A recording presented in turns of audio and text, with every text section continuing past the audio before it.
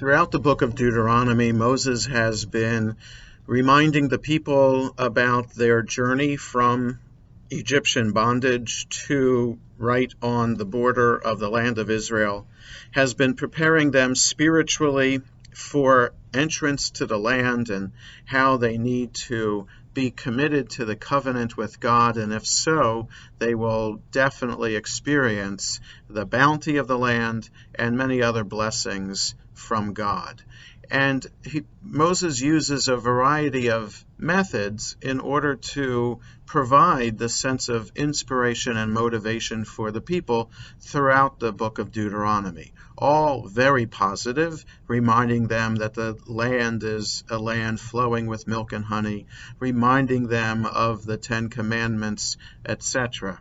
But in this week's portion, he uses another method that we had seen also in the book of Leviticus, something known in Hebrew as the tochecha, the admonition. We have in this week's portion, Tavo, a list of blessings that the people will experience if they follow in God's ways. It's a short paragraph describing beautifully how we will experience spiritual blessings and also physical blessings in our lives.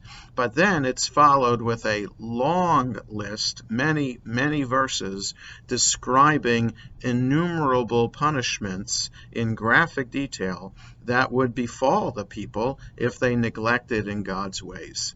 And so the question is, why is this really an effective method in order to convince the people to follow in God's ways? In other words, those of us who have been parents, when we try to convince our children to do the right thing and make the right choice, we invariably have mentioned to them, don't do this, because if you do that, we're going to punish you.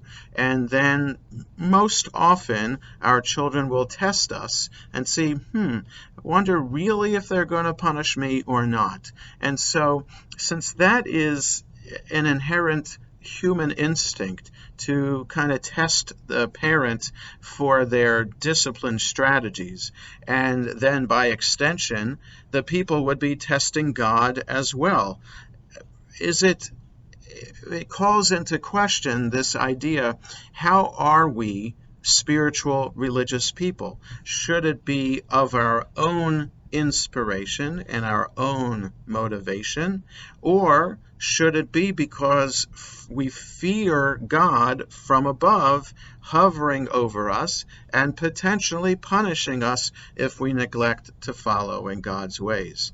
The argument could be based on the Israelite history as depicted in the rest of the Bible, that the people did not pay attention to this tochecha, and the Bible comes to prove that the punishments that are in the tochecha came to be. But in the message that I think we should come away with is thinking about how best to motivate people to do good and to try to be the best they can be. And positive reinforcement seems to be the way in order to accomplish that task. Shabbat Shalom.